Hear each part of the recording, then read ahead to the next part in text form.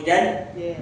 Sige po, sabay-sabay po. 1, 2, 3, but thanks. But thanks be to God. To God, which giveth us the victory through our Lord Jesus Christ. So, napakaganda po. Ang word po ay victory. So, many of us, we thought that God wants us only salvation. Okay Amen. na, save na ako. But, ang kagandahan po dito, sabi po ng Panginoon, hindi lang po, but thanks be to God which given us the salvation. No, God is not limited to our salvation. Sabi mo sa katabi mo, hindi limitado ang Panginoon sa kaligtasan Hindi lang. limitado ang Panginoon sa kaligtasan Hallelujah. lang. What God wants to speak to us right now, hallelujah. So kayang paangatin ng Diyos ang ating mga buhay. Amen. Amen. Kaya pang preaching pa lang ni Doc Ami kanina, we are so blessed na nag-share kami na dati yung balon lang na kunti lang yung tubig, pero the moment na meet na encounter na ni Isaac si Lord, talagang hindi na basta-basta balon lang, kundi parang Spring flowing na water. siya. Amen. Hindi na tumitigil. Sabi Unlimited. mo sa katabi mo, pwede na hindi tumigil ang pagpapala ng Diyos sa buhay mo. Unlimited ang pagpapala ni Lord. Hallelujah.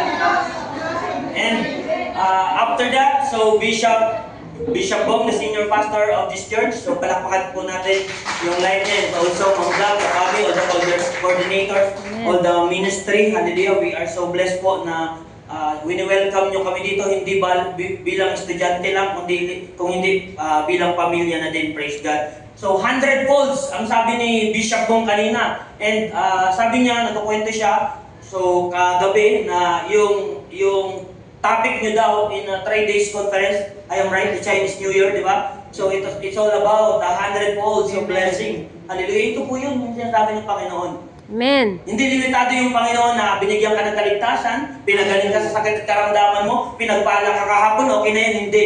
Hallelujah. Hindi pa yan ang ibibigay sa iyo ng Panginoon. Sabi mo sa katabi mo, hindi pa yan yung ibibigay sa iyo ng Panginoon. Amen. Hallelujah. Praise the Woo! Lord.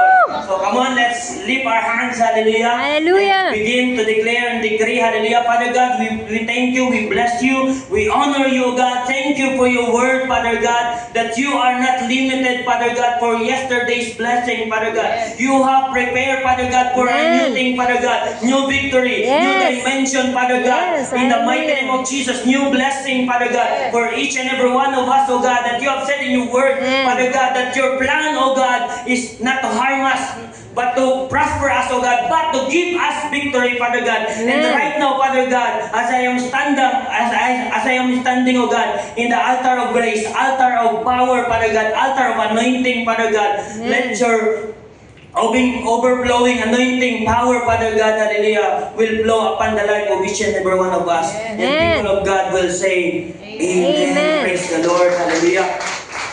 So, can you open the Bible? So, John chapter 21, verse 1 to 11. So, dito po makikita natin kung paano yung sinasabi ng Panginoon na katagumpayan, paano po nangyari sa buhay ng kanyang mga apostol. Praise God.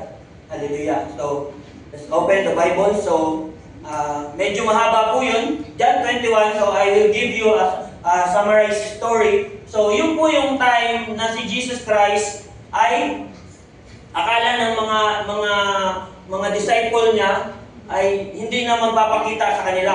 Yun po, inilibing si Jesus Christ, pero sabi sa Bible, nangaral siya sa mga nasa Old Testament ng mga tao para sila ay makatanggap din ng kaligtasan. And then, ito po yung time na si Peter at yung mga disciple ni Jesus Christ, sinama niya para, ayan na. So, after these things, Jesus showed himself again. Nagpakita ulit si Jesus Christ to the disciple at the Sea of Tiberias, and on this wise should he himself. Verse 2.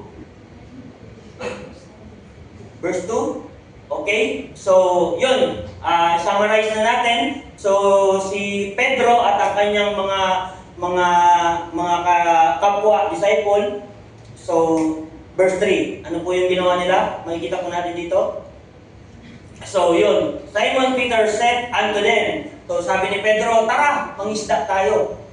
Di ba? So, Jesus Christ has already called them to not the the fishers of fish, but to be a Fishes. fishers of men. Pero yung time na to, niyaya na naman ni Pedro na yung mga kasama niya ay bumalik sa pangingisda.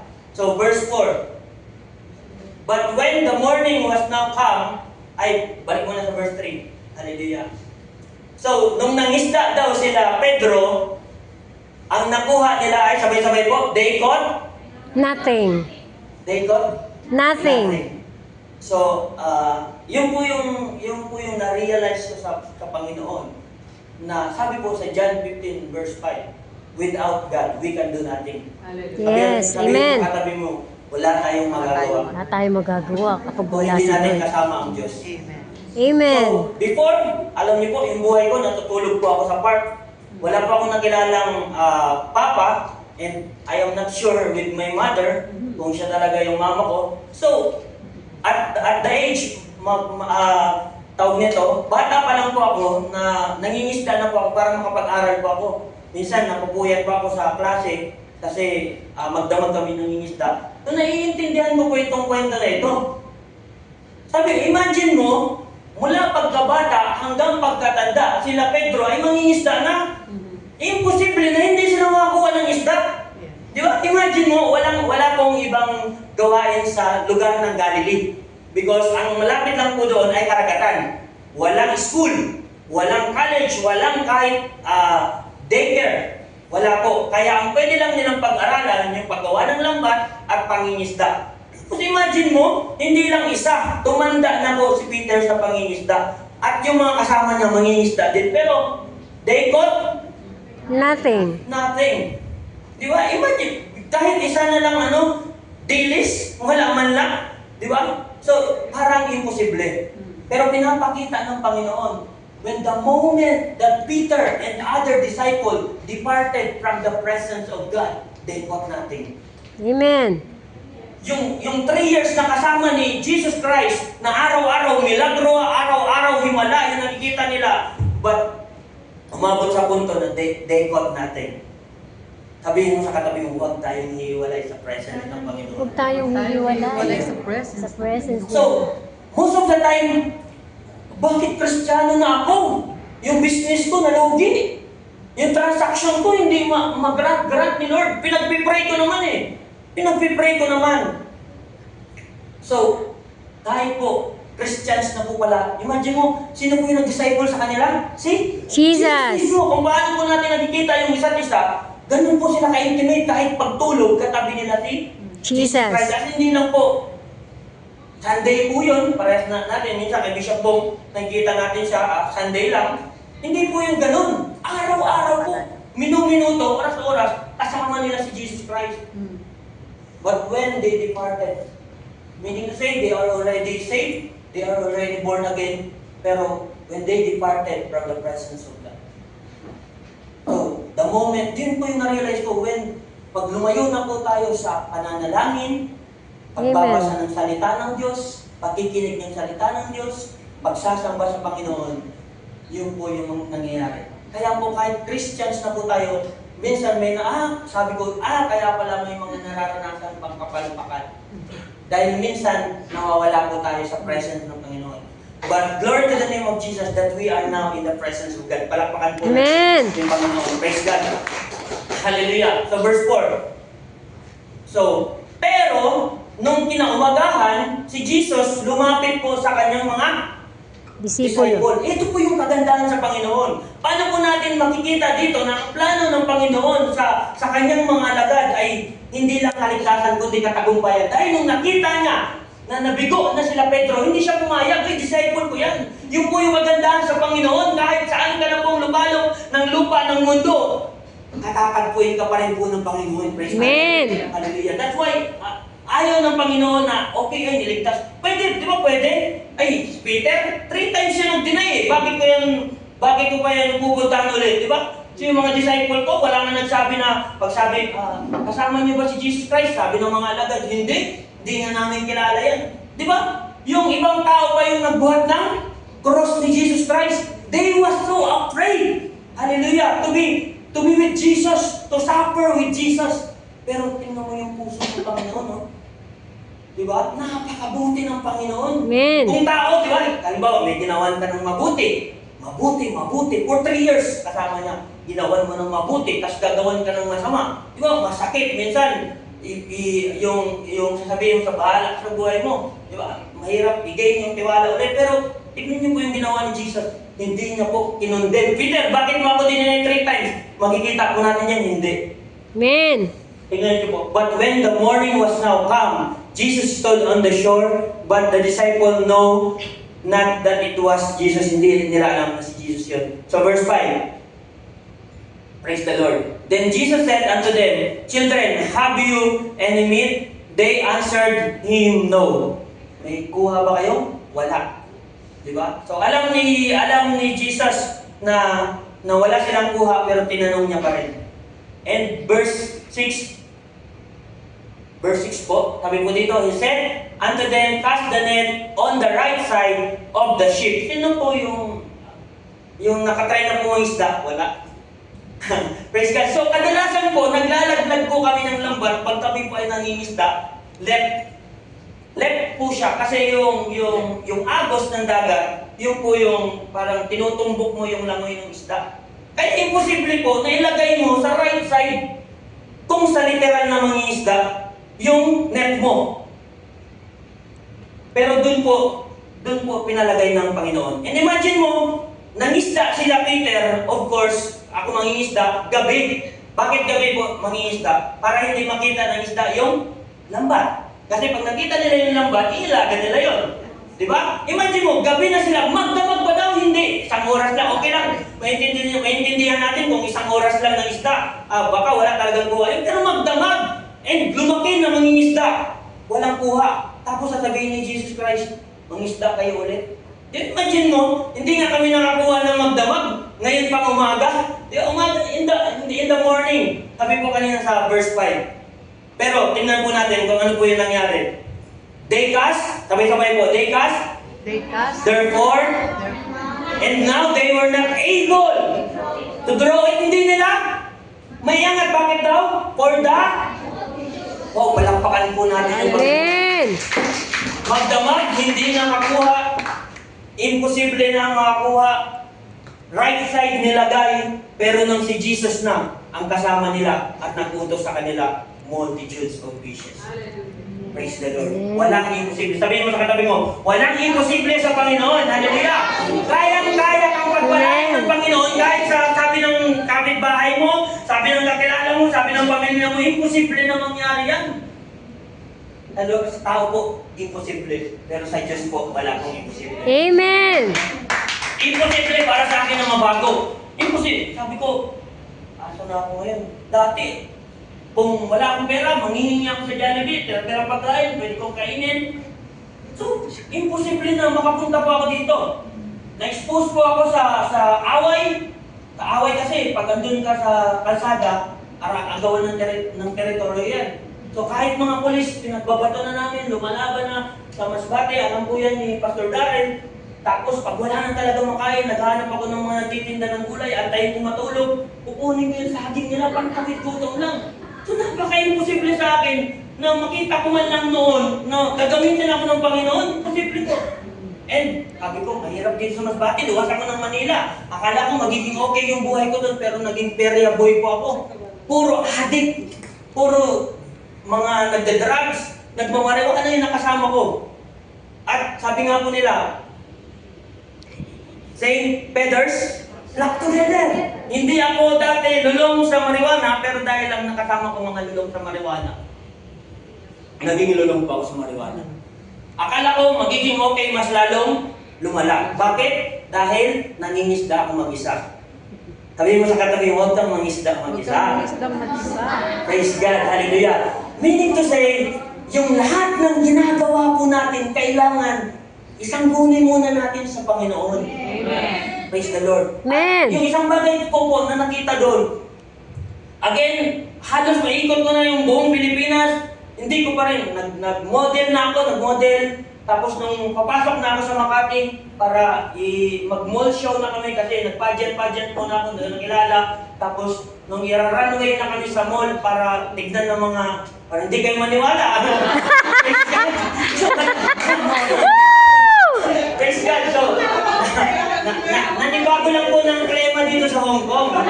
Praise the Lord. So, yun po yung nangyari. Pero, the moment po, imagine nyo po, pag pumapasok ako ng eskwela, nagiging top 1 ako, pero pagtingin ko, papasok ako na iakyat sa stage ko, maglalagay ng medal, yung kasama ko teacher. Doon parang naiingit ba ako? Yung walang mga medal, nag-aantay yung family, may Jollibee kagad. Ako, wala naman lang sasalubong sa akin. So, in my mind, sabi ko, wala. Tinitigil ko yung pag-aaral. But the moment I encountered the Lord Jesus Christ, may nag-share po sa akin yung pamangkin ko. Hallelujah. Hindi pa ako nakapagtapos ng pag-aaral dahil nga ako naging tambay. Nagtatrabaho naman ako pero enough lang sa bisyo, kulang pa pag nagkakasakit. Pero the moment I encountered the Lord Jesus Christ, may nagpaaral po sa akin ng ALS. Imagine niyo po, ALS. At ngayon po, graduate na po ako ng college. Hallelujah. Amen. Palakpan po natin yung Panginoon. Kung baka imposible. Imposible sa paningin ni Peter. Minsan, hindi natin nararanasan yung supernatural dahil, ay, imposible naman. Imposible naman. Walang sinabi sila Peter, hindi sila nagreklamo. Kaya naranasan nila yung supernatural, yung milagro ng Panginoon dahil hindi sila nagreklamo. Kahit imposible sa paningin nila, dahil sinabi ng Panginoong Isus, sinunod po nila. Palakpakan po natin ang ating Panginoon. Hallelujah. And then, nung nakagraduate po ako ng college, visit English, so I decided na ibigay yung buhay ko sa Panginoon. Amen. So, kung dati lumilibot ako sa buong Pilipinas na walang direksyon, ngayon po lumilibot kami ng buong Pilipinas para mag-healing crusades. Palakpakan po natin. Amen. And we are already featured in KMJS, Kapuso mo, Jessica Soho. Kami po yung mga nag-healing ng mga naka-wheelchair, patay na, nabuhay pa. And andyan po Dr. Darrell. So, ibig sabihin, hindi po ang Diyos nila Diyos lang nila Pedro yung nagpapagaling, nagagawa ng signs and wonders nila. Amen. Diyos natin ngayon, parehas lang po. Amen.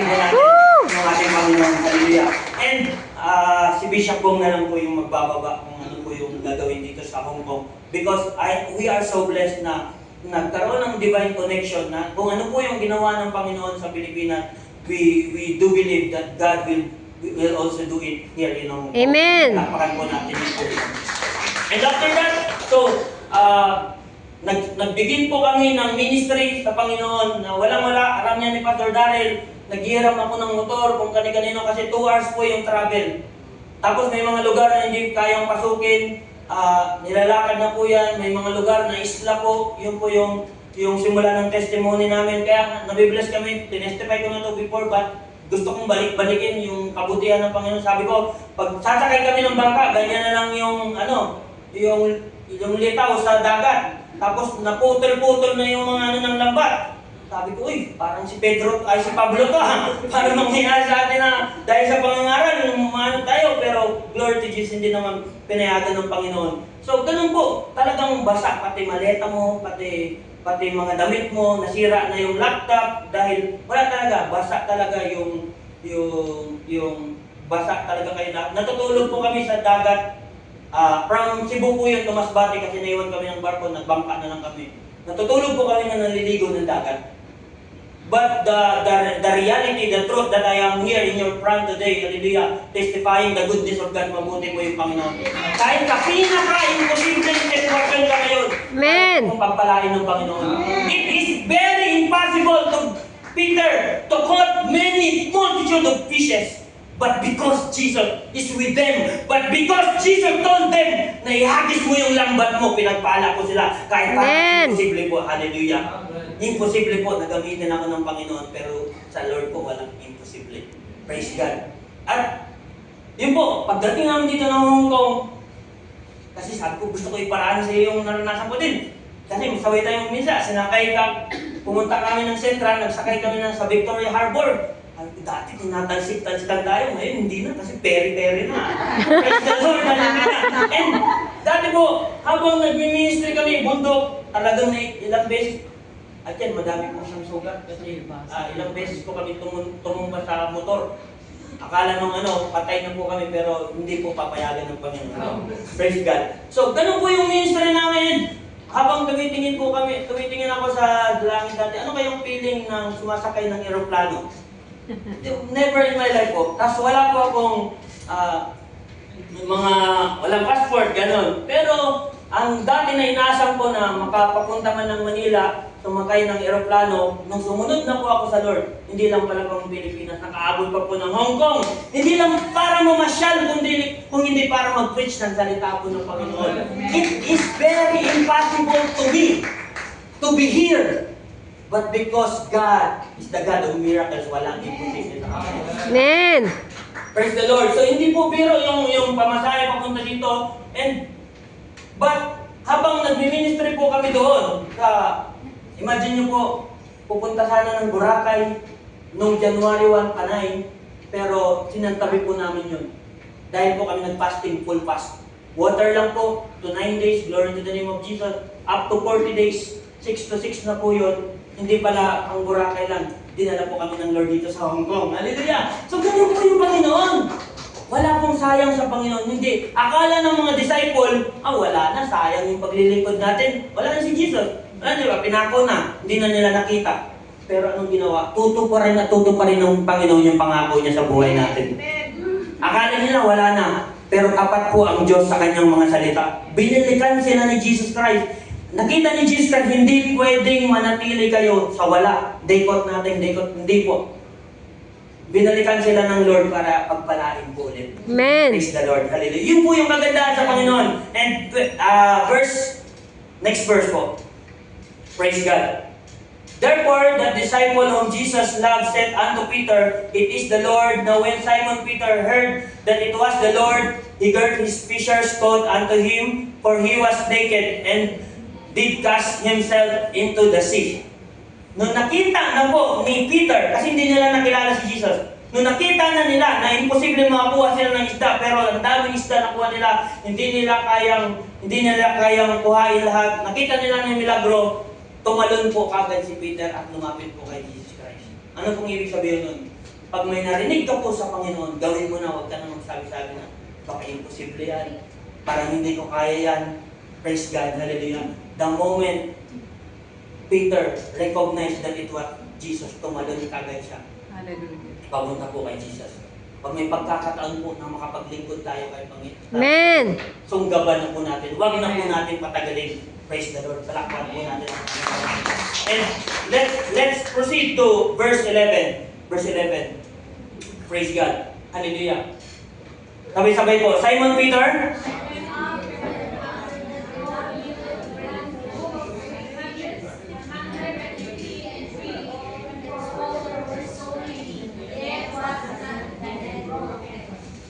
There were so many, yet was not the net broken. Kahit sobrang dami, hindi po napunit yung lambat. Totoo po yung salita ng Panginoon. Yung pagpapala ng Panginoon, hindi po makakaperwisyo sa buhay po natin. Amen.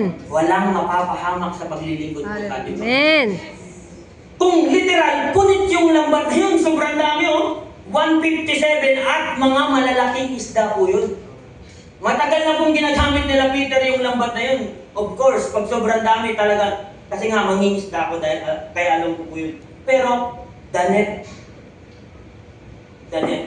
yet was not the net broken.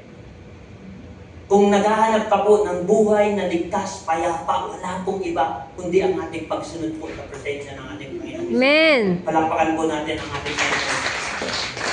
Hallelujah. And right now, hallelujah. So let us stand. Hallelujah. Praise the Lord. And I am calling the music team. Praise God.